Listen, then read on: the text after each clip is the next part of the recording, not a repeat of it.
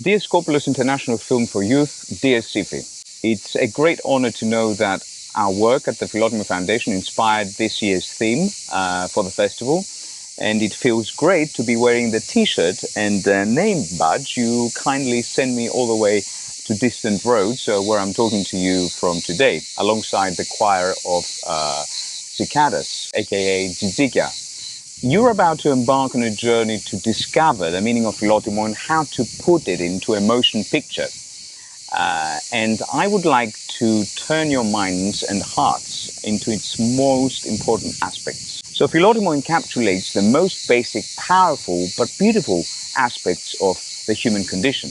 And the intellectual on the one side, knowing yourself, knowing the world and the environment, others, knowing the difference between light and darkness, and knowing the difference between right and wrong. But also on the other side, you have the moral.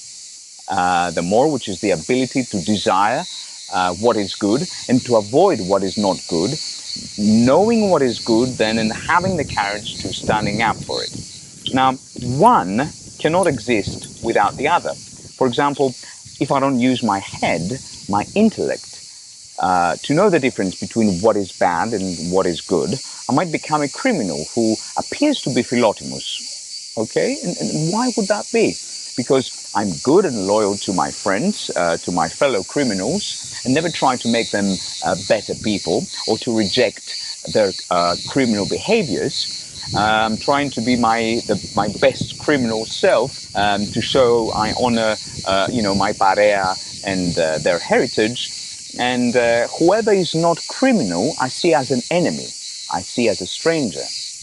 Now, replace the word criminal with the word family, political party, company, football club, nationality, and you will see where I'm getting to. So when I have the moral passion, which is a characteristic of Philotimo, or the heart of Philotimo, but I do not use the head of Philotimo, the intellect, I end up with something like fanatism, or stubborn persistence to an idea without considering the facts, the reality, what is true in here and out there.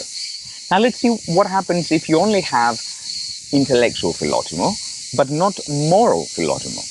You know what your teachers, parents, friends tell you that is right. You even know from your own observations what is right, okay? But you do not act on it. You do nothing about it.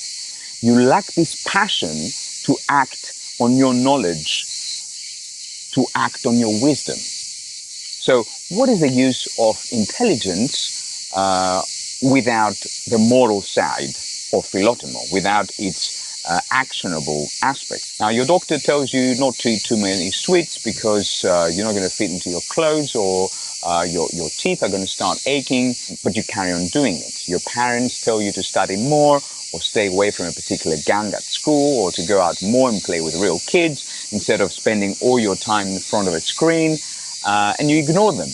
I mean, sometimes it's good to ignore particularly the parents, but you know what I mean.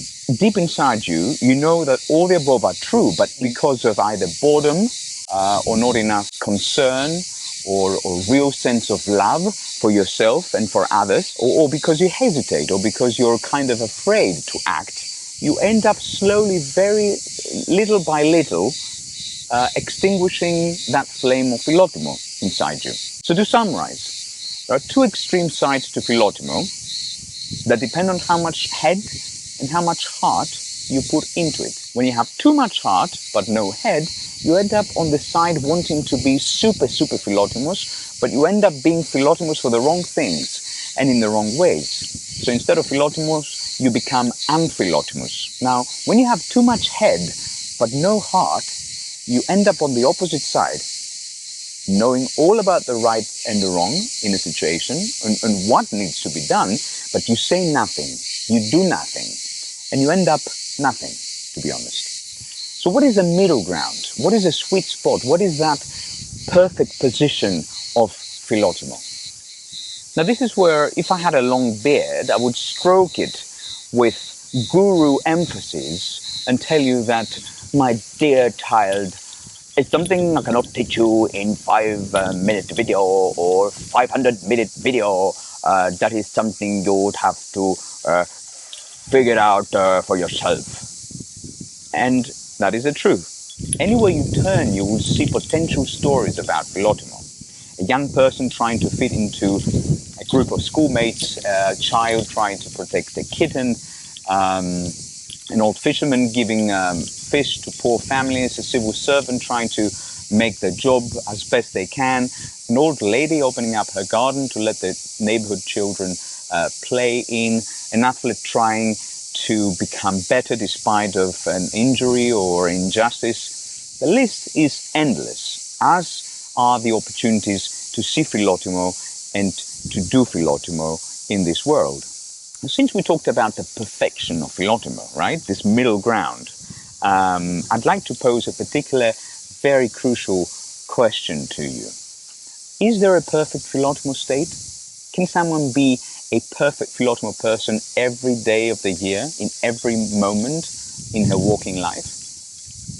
Probably not. Some days we have a full awake head, and the circumstances of an event help us take the right actions. And in other days, our thoughts are cluttered, or we're having a bad head day. And when we're about to act, something or someone prevents us.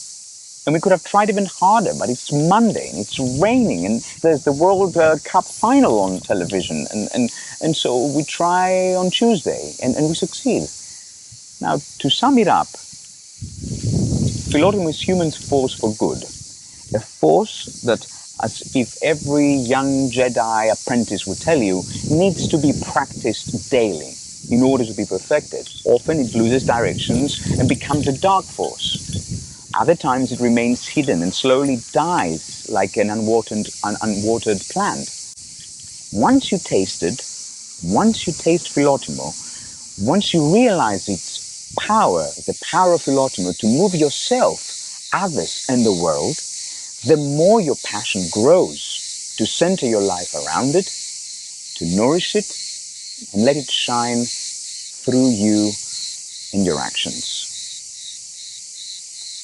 But time is of essence, young cinematographers, and I better let you go on to your important mission to document Philotimo and its most brilliant shapes and colors. I'm with you in heart and mind, despite being in the far-off land of Rhodes, so far away from beautiful, beautiful Skopelos, and I will be responding to your questions before and during the conference.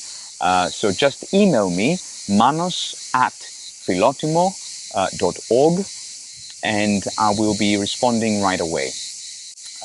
Wishing you from my heart the best SIFFY experience, and looking forward to your amazing cinematography. Until then, keep spreading the word.